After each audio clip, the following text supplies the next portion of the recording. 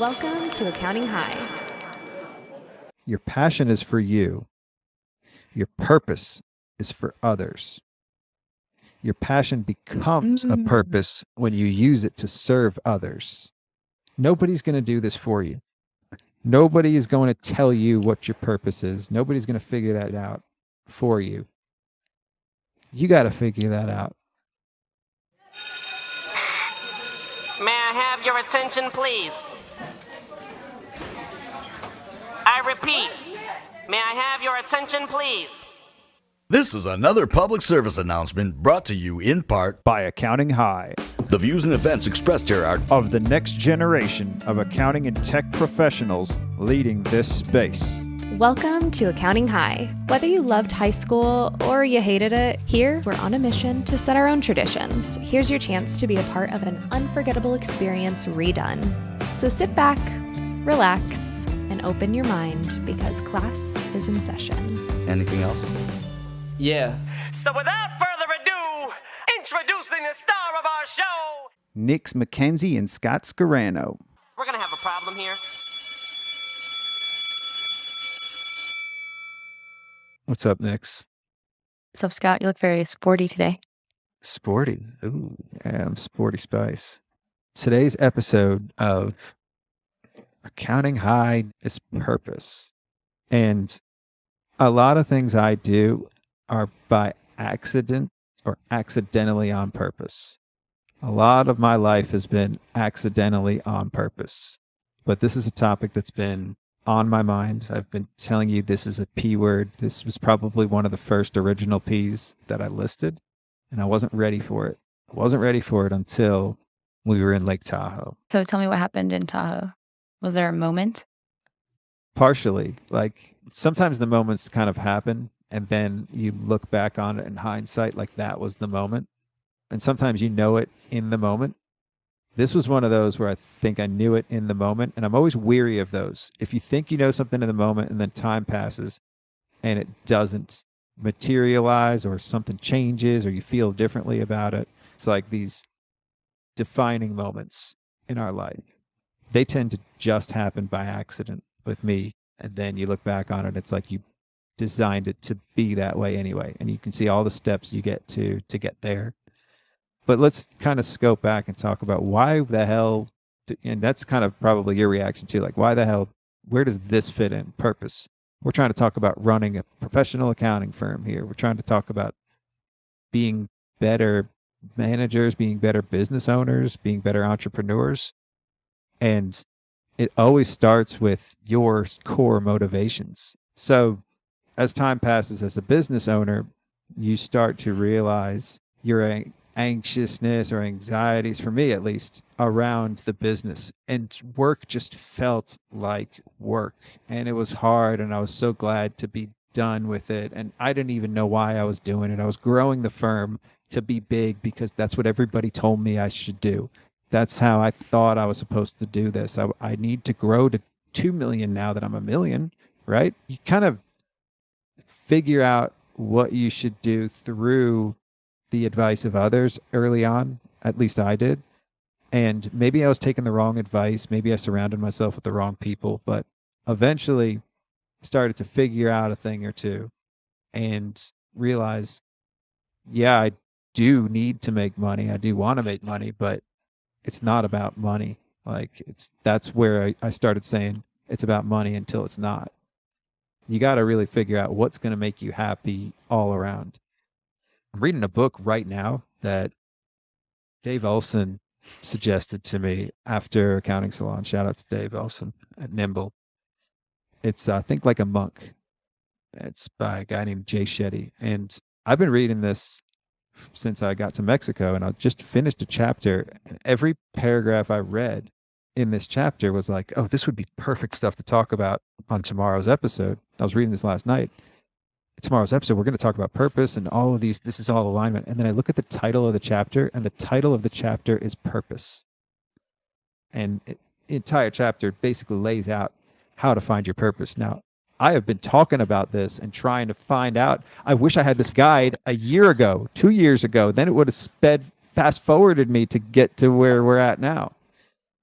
So This is like an infomercial on Instagram. They're like going 30 minutes of like this one thing you can do to make yourself look younger, and I'm waiting for waiting for it. yeah, I'm doing that on purpose too, because I want to keep you at the Building the edge of your suspense. seat. I'm trying to become a better storyteller. I've always been telling stories. I always want people to listen to me, and you only listen when you want to get to the end and you want to hear the end. So let me scope back in and scope back out. Living in your dharma is a certain route to fulfillment. That sounds like a wishy-washy monk type thing to say, right? Like a yoga guru, like living in your dharma. And I kept reading this chapter, like it's talking about dharma. It's the combination of your passion, your skills, your compassion, and your usefulness. It's where they all intersect. Well, let's go through that again. Passion, skills, compassion. And usefulness, yeah. I'll show you the graphic here. And it's for our listeners. That's exactly what I thought I was going to look like. Yeah, you should. The circles. That's like Liz Mason talks about that vagina of The amazingness. vagina of amazingness, where Yeah, everything that was- intersects. that's That's like- basically what this is. Yeah. This is Liz's vagina of amazingness. Think about a Venn diagram, like where things overlap. That's where your passion and your excellence overlap, right? That's your vagina of amazingness. And I want everyone focusing on being in their vagina of amazingness. No, right. Shout out to Liz and Jay Shetty. They should do something together. So you can't be anything you want, but you can be everything you are. And that's speaking to, you can't just say, I'm going to do that. Like, I can't just say, I'm going to be a rapper. I'm going to make millions of dollars being a rapper. And that's where I'm going to buy my chains and do all that. I can't just do that. But you can find out what's your thing, what's your skill, what's the one thing that you're good at, what's something that you have a knack for, that how do you find a way to merge your work life with your love life? Or not love life, but life, the things that you love to do. And how do you blend those together? And that's where you have the people that are really thriving. They have found their purpose. They found their meaning in life. Recognizing your own gifts and using them to contribute to the world. How do you live in that every day? Because there is no work-life balance with that. Everything is everything. You're embodying everything when you're 100% present, because you're loving what you're doing when you're at home, when you're at work, when you're with your friends. Everything that you're doing is serving that greater purpose. It's part of you, right? I was going to say, I think we're lucky that we're in a position where we can do that. Whereas growing up, I don't know about you, but my parents went to work. My mom worked at a school at the front desk, and then my dad worked at the newspaper company. But for them, work was work. Like, they didn't enjoy going to work. The first thing my dad did when he got home was open up a Coors Light. And they definitely weren't living out their passion. But I think now the world has changed a lot where we actually can do both. And I started out just like you at a CPA firm and found myself, I remember I had this moment where it was like in the middle of tax season. It was like 9:00 at night, and the managing partner, one of the partners was still there. I was in the cube and he was in the office next to me. And I was like, man, so even if I make it to partner, I'm still going to be here until 9:00 doing this. The funny thing is, last night I was working till 9:00, but I was doing something fun. Like, I was building out these like cool dashboards and reporting, and I enjoyed it. Like, I was doing it because I wanted to. And looking back, I now realize that like he came in skipping around like he loved doing taxes. He would be the first person there and the last one to leave. But for me, that wasn't my passion. That wasn't what I was meant to do. And I didn't know it at the time. And for me, I just thought that work was something you did and you went to and you hated it and you made your money and then you had your own personal life as well. But now, after I found running a business and realizing how much it aligns with my passion for sports and just being an overall high achiever, for always wanting more and doing better and learning. At the time, I didn't know that that's what I needed. Well, you've got a growth mindset, so you're continually learning. You're an ever learner. You've never presented yourself like you know it all. You do know a thing or two, but you're always asking the right questions and sharing the right insights, and you're always very inclusive too. So, and that works. Like, I like people like that. I like to surround myself with people like that because there are some people that are very closed-minded, and what everybody else is doing is either competition or is wrong because I'm doing it right. Closing yourself off to new things, to the world. So, next part of this chapter goes into quadrants of potential. You may have heard this. People may have gone over this in different ways. I feel like I've seen it before, but there's the first quadrant, skill and no passion. That is the person who is working that job that they're good at, very skillful, but they despise it. They're doing it just to get paid, and they think that's what they're supposed to be doing. Like, you got to work to provide for your family so you can go on that trip. Third quadrant. So the third quadrant's right below the first, and this is kind of how he presents them too. Is no skills and no passion. Get out of there. Don't do that, right? Like, Yeah. Not the something right that's job for you. definitely not. The fourth quadrant, if we're going around counterclockwise in this, is no skill but passion. That would be like me with golf, maybe. I'm not even passionate about golf anymore. And then the second one is skill and passion. So finding that is living in that true space, right? How can we move more toward that? Do they talk about money in any of that? Oh, yeah. Like, yeah, can you have that's- skills and passion but may have no money? Make Yeah, no we money. get there. We get there too. But reflecting back, I was working a lot at the firm, but I enjoyed the work.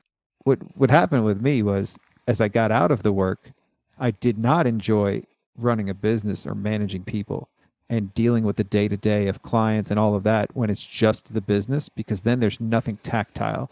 There's nothing that I can use a skill set and actually work on and do something. Basically, I felt like I was reacting to everything. And I wasn't doing very well at it for the most part. And this is all like last year too. The way I was reacting to things just last year as I was doing the podcast and also trying to run the firm, I was trying to run away from all of that too. I couldn't have it both ways. I can't do a podcast that I'm supposed to be having fun with and enjoying myself and then deal with all this at the firm, right? I had like two separate lives, and I wasn't that good at this podcast stuff either. Still don't think I'm that good. I'm still learning, still figuring out what the message is, right? What's the purpose of this purpose podcast? So as I start to learn more and get off of the peak of Mount Stupid, get out of the valley of despair, I'm at some level, a plateau of pleasantness right now. I'm at a plateau of passion, of purpose, the plateau of purpose. And I'm kind of like coasting, right? I'm trying to figure out what all this is, but I know what the purpose is. So let me go back to the book now. There's one exercise in here. Do you like your job? I'm going to ask you these. You can answer, right? Do you like your job? Do you love your Yes. job? Yes. Okay. Are you good at your job? I think so. Do other people need and appreciate your work? Yes. Is your greatest skill or passion outside of your work? Probably not. I like that answer. Because then the next question is, what is it? No, I think work is. I mean, outside of work, sports, golf, friends, traveling. But if I have a free day with nothing to do, I'm probably going to end up working. Do you dream of making it your work? Which, I mean, I feel like we're at the phase where these questions are, not as meaningful as if we were, in that different situation, right? Do you think this is an attainable dream? Do you think there might be ways you can bring your passion to your work? Write down any ideas you have for bringing your passion to the universe. There's another test in here to kind of figure out like how you answer the questions leads you to 4 different types of people.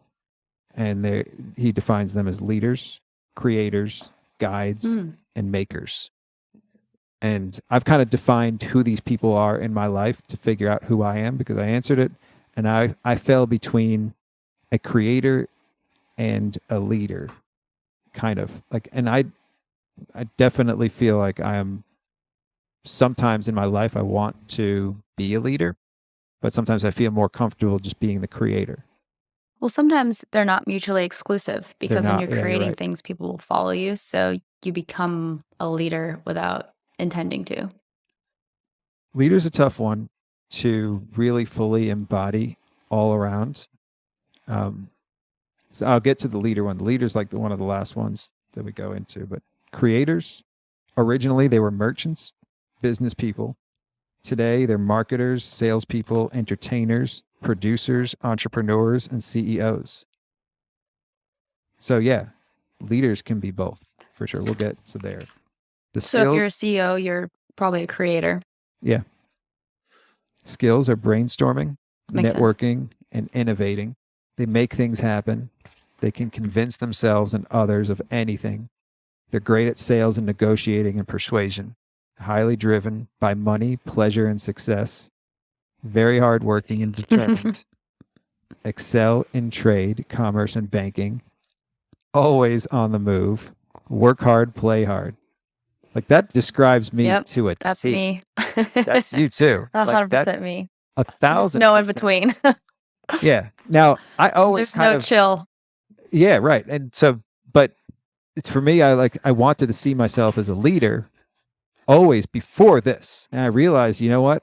I'm not comfortable being a leader. I tried to put myself in the shoes because of my ego, because of my pride, because I wanted to make somebody else proud. I wanted to be that leader. That's why I was like, I'm running an accounting firm. I have a team. I want to keep growing the team. I want to become a better leader. I want to take these leadership classes and learn. But I'm most comfortable as if somebody else has planned everything. I'm realizing that too. I'm the same way. Yeah, like I don't want to plan anything. I don't want to make a decision. I don't want to be the one that has to make the decision. I want somebody else to like my decision or like what I decided to do. But if they don't like it, then I want to change it to, and I want to make everybody happy. Like I want if I plan something and there's a couple of people there that didn't enjoy it, that brings me down. And I feel worthless. Like I feel like I let everybody down if I let a couple of people down. Well, sometimes you can create something. If you can create something, people will come. And then whoever the natural leader is will step up. Like for me, Ashley now, she runs all the team meetings, and I'm much more comfortable sitting in on the meetings, not actually leading them. Yeah. But I created that, right? You did. Mode of ignorance for creators. To become corrupt and sell things with no value, to lie, cheat, steal, to sell something. Now, let me back up and say, I've done all of those things. I've lied, I've cheated. Wait, hold on. stole. Sorry. This is a mode of This ignorance. is the negative for creators? Yeah, for creators. This There's is like the three negative phases. for creators? There's three phases. The Lie, mode cheat, of steal. ignorance, Okay. the mode of impulse, and the mode of goodness. So I can see this in my life. As I learned, as I grew, as I became a better person, I shed my skin of these different phases, right? But early days, oh God, I definitely lied, cheated, and stole in a lot of ways. And I could go through all those stories another day. But beaten down by failure is another one. And burned out, depressed, moody due to overwork. All of those, I've phased that in and out of my life for sure. Mode of impulse for creators.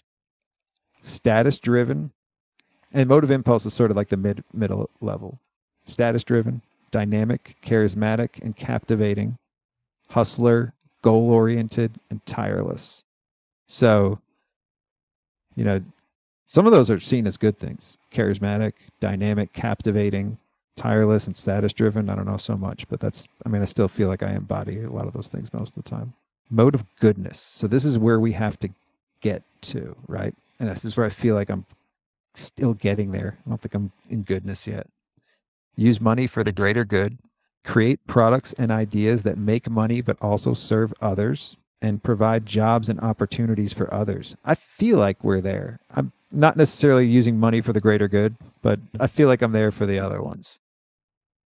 How about you? Yeah, I feel like I'm close to that one. I guess you could say we're creating things for the greater good by helping small businesses grow and therefore hire more people and give people some sort of financial stability, creating more jobs, creates more wealth for people, for the greater good, right? Yeah.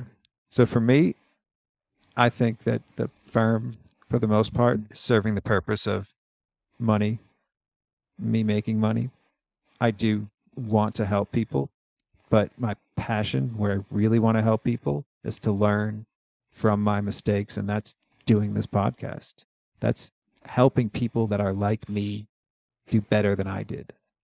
Learn from, like, this is what I always wanted, was a feed of real people doing real things and how they did it, and being transparent and authentic about it too, and not just feeding you a line of I think we get that a lot on here with our guests, is we Yeah. learn what didn't work. We learn what worked. We learn what they're trying out. But Yeah. that's education, right? Like, I want to entertain. Like, that's the whole motive impulse, is to entertain.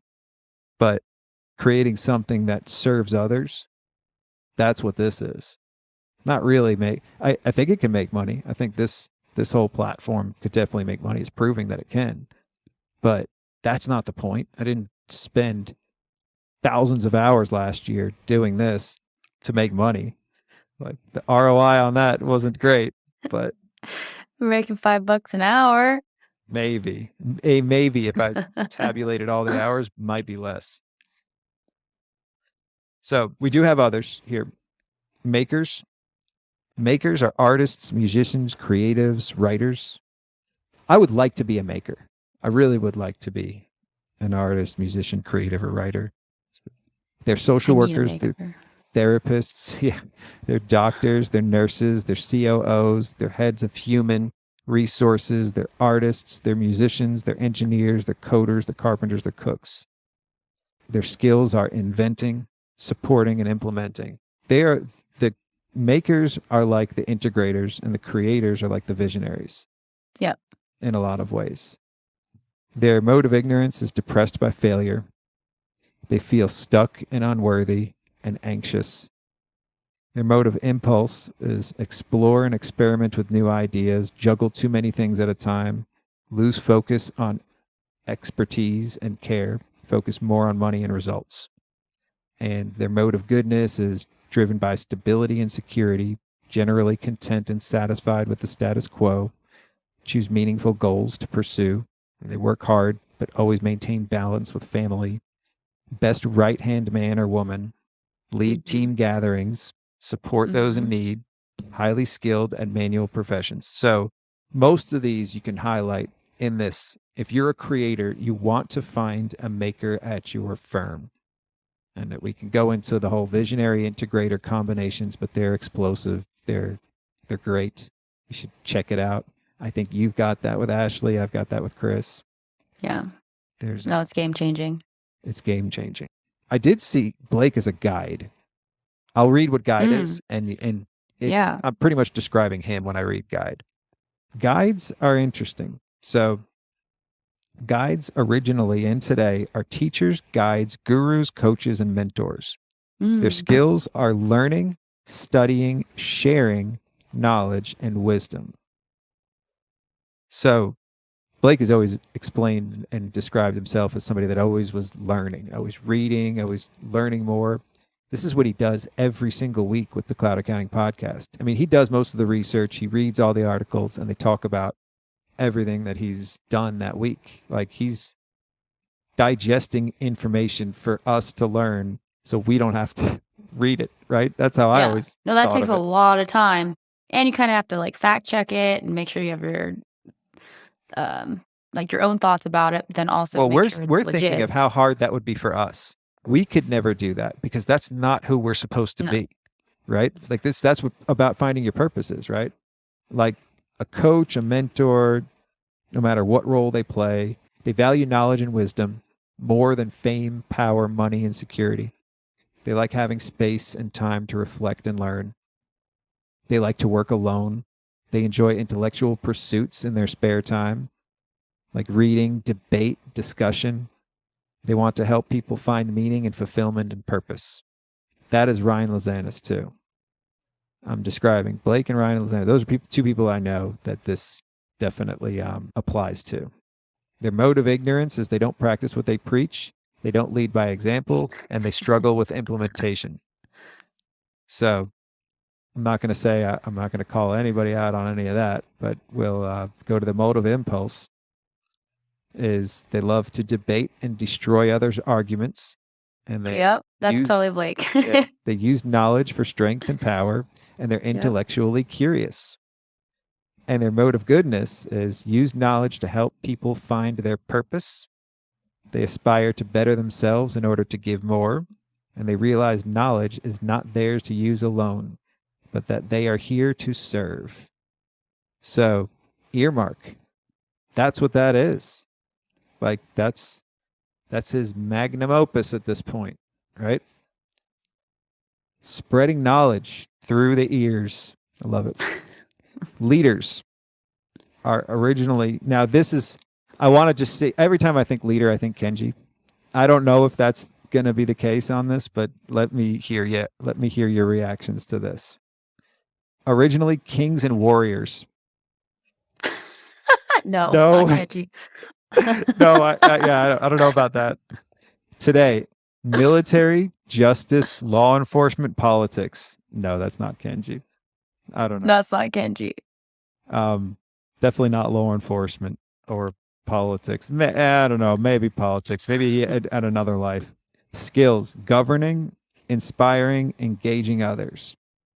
So, yeah, I sometimes like the inspiring part, but I think every one of these people, every one of these buckets of people can be inspiring, because if you see a good creator or somebody, so Kenji I think is creator too, but if you see a creator that inspires you, they are inspiring. They may not necessarily, like that may be why, like, there could be guides that are also leaders too. But I think guides that might need be leaders. like leader might be, I think leader might be like Ron Baker. So Or no. here's the Or thing. is he more of a guide? Leaders and guides are the dynamic combination for power and influence. And the creator maker is like to run a very good business, I think. But that leader guide combination is like a very good political duo of like the person that's the smart one behind the scenes that knows everything, that's feeding most of the information. And then you got the charismatic leader. That could be pretty explosive. So natural leaders of people, movements, groups, and families. They directed by courage, strength, and determination. Protect those who are less privileged. Led by higher morals and values. Provide structures and frameworks. Like to work in teams. Great at organization, focus, dedication to a mission. Mode of ignorance. Give up on change due to corruption and hypocrisy. Develop a negative, pessimistic viewpoint, lose moral compass, and drive for power. Mode of impulse: build structures and frameworks for fame and money. Use their talents to serve themselves and not humanity. Focus on short-term goals for themselves. I have seen this in a lot of those documentaries, the WeWork guy, the Uber one, the Theranos one. You know, all of them came out at the same time. They all basically did similar things to that. The mode of goodness: fight for higher morals, ethics, and values. Inspire people to work together and build long-term goals to supply society. So, all that being said, these are things maybe, in my life at least, I would aspire to be something like a guide or a leader. I don't think I naturally fall into those categories, but I always thought I could. It's kind of like when I said, you can't be anything. You can't be anything you want to be, but you can be you 100. That's not the exact quote. So how does knowing who we are out of those four help us find our purpose? It's a great question. It's important to understand that. Going back to Lake Tahoe, I realized that the best I can offer is a good time. I know how to have fun. It's not that I know how to have fun. It's that I have learned the hard way when being serious matters, when being fun matters, when being professional, when being a professional. But everybody is too serious. I've been saying this since I was a kid. Why so serious? Why are you so serious? Why is everybody being so serious? Like, why can't we have a little bit more fun? And I've always been able to kind of delicately balance that to a situation that it tends to, people are either smiling or laughing in the end, and they're glad that they unbuttoned their top button, right? I mean, at Carbon X, I'm walking around with a backwards hat and a t-shirt, and everybody's got their suit jackets on, and they're kind of stuffy. And somebody pulled me aside. And he was wearing a hat later in the day, and he said, "I saw you wearing your hat."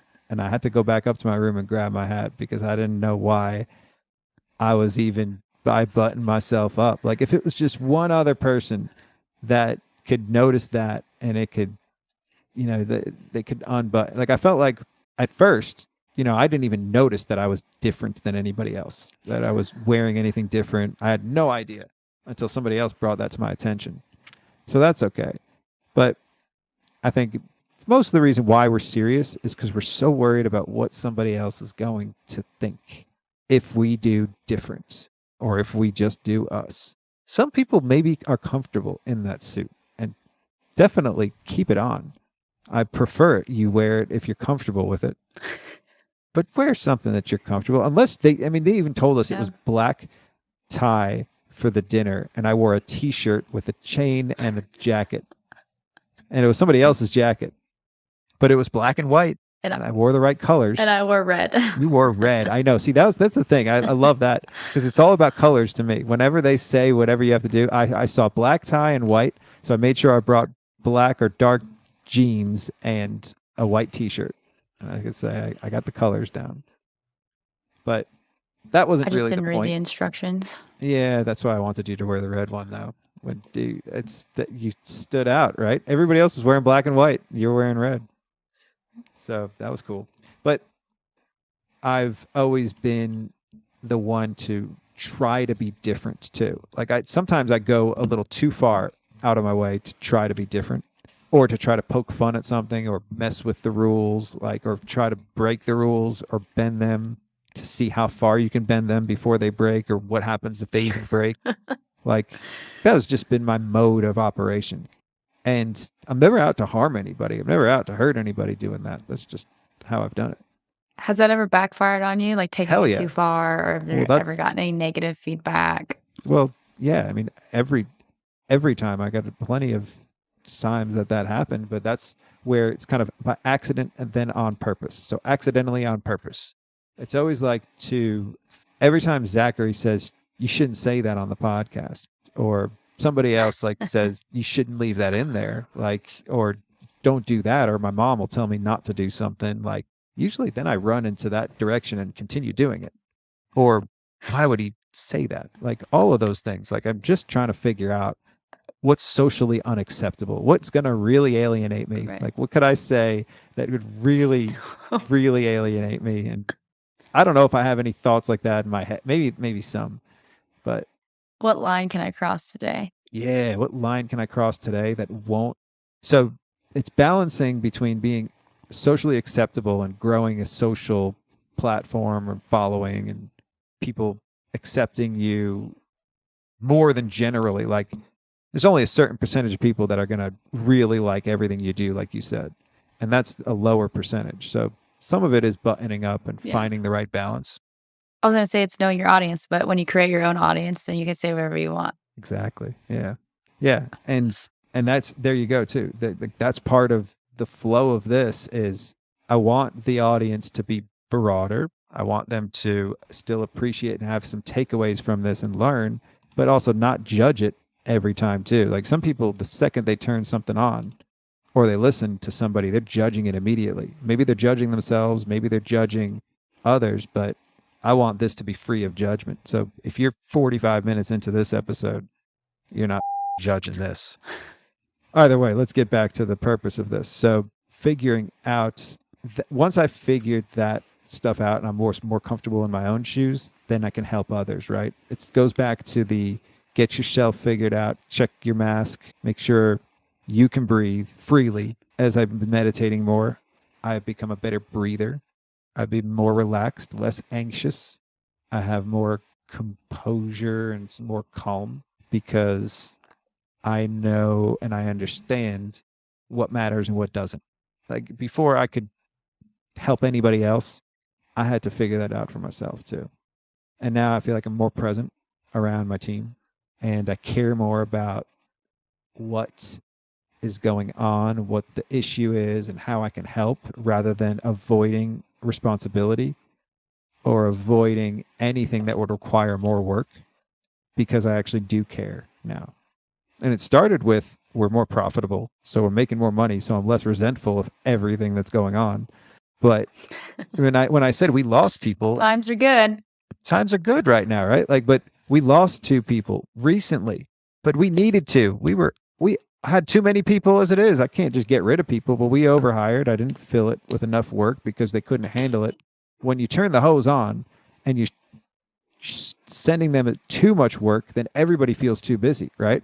Like if you take on too many clients and everybody's onboarding, it almost feels like you have double the work. Once all that onboarding stops and everything kind of... Because you do. You just double the work. You basically do have double the work, yes. But once all that kind of settles, then you realize your capacity again too. We've definitely talked about this, but like we have enough capacity. We're right now at the point where we did just hire another VA. So we're back to 10 people, but 3 of them are in the Philippines. And our margins are beautiful. Now this is where I'm getting to the purpose. Like I said this in Carbon X to you, and we were with Mary. Is it Mary? No. Is it Mary? She was awesome. Shout out to Mary Delaney. Delaney. Yeah, She Delaney. was so dope. Yeah. I loved her. Awesome. Mary Delaney. Yeah, she's the CRO. Shout out to Mary. We were sitting with her, and the HR guy, I'm going to forget who his name is, but he was awesome too. So yeah. Carbon has a lot of cool people that work for them. Like they've got a good culture. They have a great culture. They're the apple of my eye. I've said it before. So I realized I just want to bring the fun back. It felt right in the moment, but also as I trailed out, as I'm reading this, like I do like that creative side. I like to create something new. I like to do new things. I get bored pretty easily. I'm just very distractible. I need that maker alongside me. But all along the way, I am just trying to have some fun.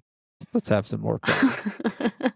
And that's what people like. People appreciate that we don't take ourselves that seriously, that we have fun on here. And that's what I'm trying to do with this podcast. That's what I'm going to try to do with my firm. That's what I want to do with our marketing. That's what I want to do with our business, is let's bring some fun back into this and also some purpose. You cannot work every day without feeling, and it's not just passion. Passion could be blind sometimes too. Passion could take you in the wrong direction. It's passion without purpose is, that could lead you down a dark path or the wrong path, or that, what was it? The passion without skill, right? I didn't even mean to bring that one up. That one where you suck at everything? Suck at everything, yeah. You suck and you hate it. Nobody's going to do this for you, right? Nobody is going to tell you what your purpose is. Nobody's going to figure that out for you. You got to figure that out. Okay, so I have a question. So your purpose is bringing the fun back. So now when you do anything, are you always thinking about how do I incorporate fun into that? Are you leading with that now? Did that change your life, knowing that was your purpose? That's a great question, because of the answer is I don't have to try at all, because it's what I naturally am inclined to do anyway. And that is when you find it. So that's the whole your responsibility. Like, I've been really forcing it for a long time, trying to figure it out, moving on to this, or trying to figure out what I want to do next, or here, you buy my accounting firm, or you do, it's like once you do figure it out, it's the subconscious, the accidental decisions I always made that were on purpose was because it was my subconscious kind of leading the way, or like the dummy brain, whatever brain, but when you could marry that and your drive and your vision to what you're going toward, you do have to check it. And you definitely do. Like I definitely do have to make sure and ask some questions again and make sure, is this really going toward, or am I just convincing myself that this is moving in that march forward? But finding your purpose and living in that does really have to mean that you're naturally able to do it at any time, and you don't have to really force it and convince yourself always that you're doing what you love. Like sometimes I used to have to tell myself, yeah, I do really love doing this. I don't know why I'm second guessing this. And I have to convince myself again that this is what I wanted. The nice thing is that you were able to get yourself in a financial situation where you could explore some of your passions. And unfortunately, that's part of the gig, right? When you first graduate from college, you have to go get a job, you have to go grind, you have to put the work in. So you can't expect to just come out of college and get a job that you're passionate about necessarily, or find your life purpose in the first few years.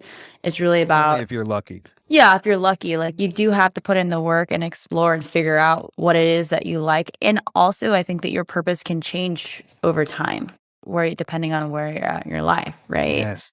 So it's really just about doing things and then figuring out what you do and don't like. And then as you evolve as a person, marrying all the things that you're passionate about. But like you're lucky if you're in a financial situation.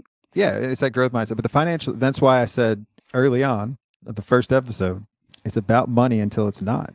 And that was my drive, was to get to that point where I had the freedom of time and the freedom of spirit. Like, I really do feel like I'm a free spirit right now. I know that sounds hippie, I'm pretty much a free spirit because I'm free from my own judgment. Well, also freedom of your mind. If you're thinking about something else all the time, running the business, you don't have that time and space to be creative and think about these other things. We got that. You need time. So Chet said that yesterday. Shout out to Chet Buckman. Ackerman asked him, what's one piece of advice you would give to other accountants? And he said, open your mind. If you had one piece of advice to give other CPA firm owners, what would that piece of advice be? Open your mind. It's possible.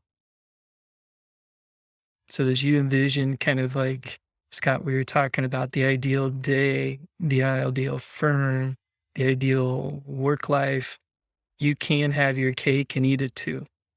It's not easy, but it's possible. I loved it because Ackerman didn't get it.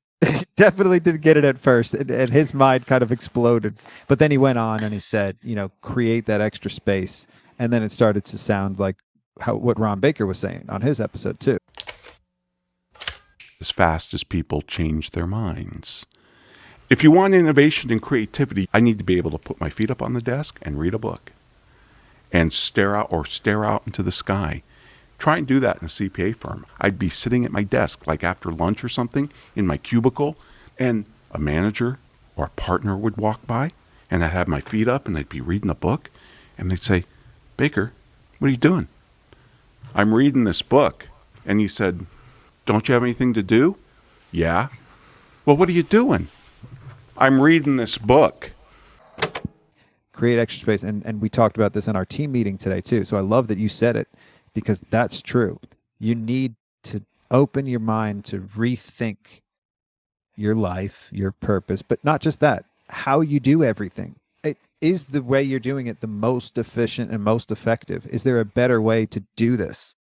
So that bank rec that you're working on, that tax return, your process, rethink your processes, rethink your technology, rethink your tools, review everything, open your mind. I love it. He says, once you have a sense of your dharma, it's up to you to set your life right.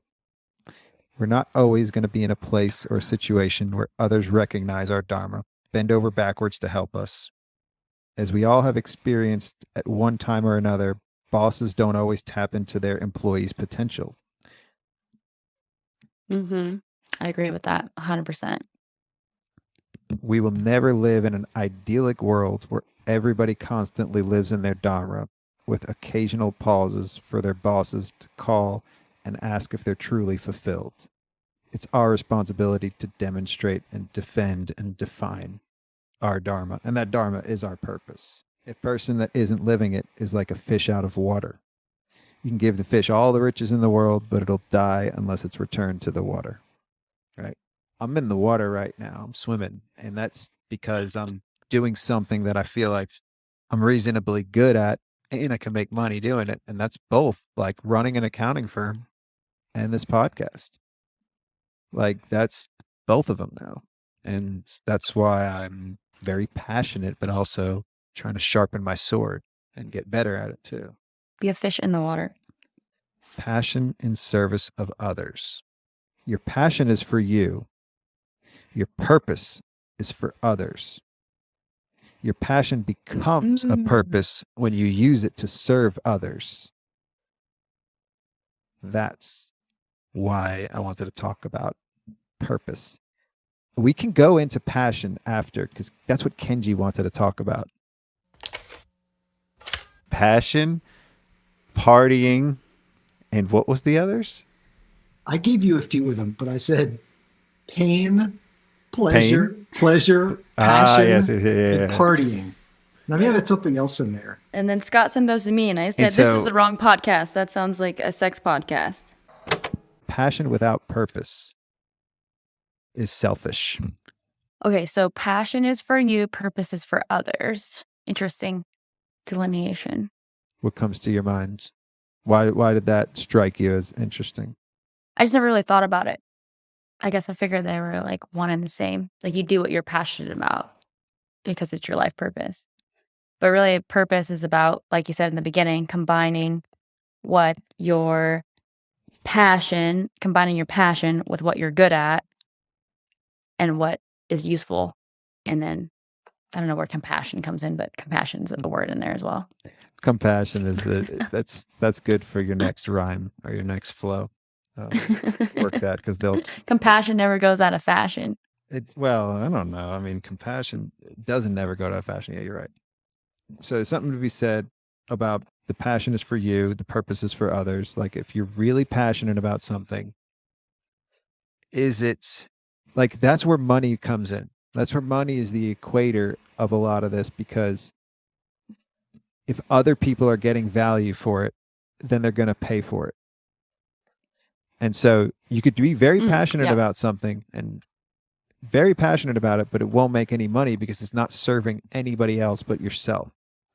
But when you mix that with you're passionate about something you're doing for others, which is your work, your work should be something that you're passionate about, because then that's when you're really going to have some fulfillment. And that's why some people don't have work-life balance, because they love their job too much. So, and maybe they don't love their life because they love the job too much and they don't have a balance in that. So it's about finding all aspects of your life that you can appreciate, love, and do for others and yourself at the same time. And that's the purpose. And I found a lot of it by accident. It all happened happenstance. It's not like I read this book and then went through and took all the steps. Every time I tried to read a book and follow the steps on how to do something, it never worked. That was my example to you too. Like whenever I tried to follow the rules on how to go somewhere and do something, never, ever, ever does it work out. For me, at least. Like I always bent the rules to get to the finish line quicker, and it still didn't work out, obviously. You can't be a hedonist. You can't I was selling fun when I was in college. Like I did want to have fun, but I was selling it. Literally. I found my purpose then, but that was not the right way to go. That was not the direction anybody should go in. But that was like, I definitely found my purpose early days. I just wasn't using it and serving others with it. I was serving others quite literally, but I've used this analogy like with Zach. At the same time, Zach was serving others by serving the word of God door to door. I was not going door to door, but I was serving others. I was serving the word of the devil, right? Now I'm just serving the word of the people. Serving the higher power, the lower power, and serving the people, right? Like what we can do within our reach to the people that we love, or the people that are around us, or the people that are like us that we can help and continue to grow. Creating that vision, giving back, practicing gratitude, turning pain into purpose, and being part of a community.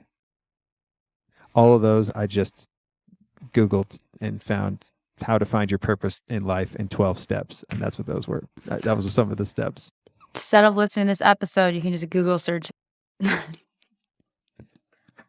Accidentally JK. on purpose. So, Jed, I wanted to get your take on where you feel like your passion and your purpose intersect. You would always, where this pivots to you is people are the purpose. You know your purpose. I wanted to lead with this too.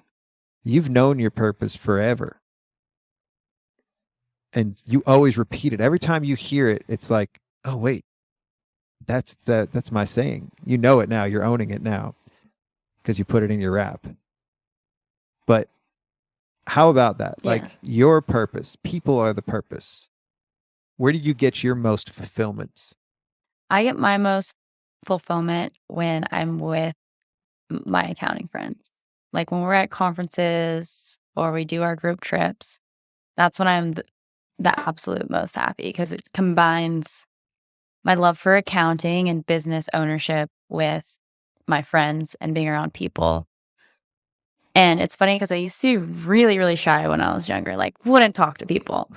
And I still can be that way in new, like on one-on-one situations, but in a group setting, I feel much more comfortable. Confident. Especially if there's a couple of beers involved. But I get a lot of energy from that environment of like, especially meeting new people.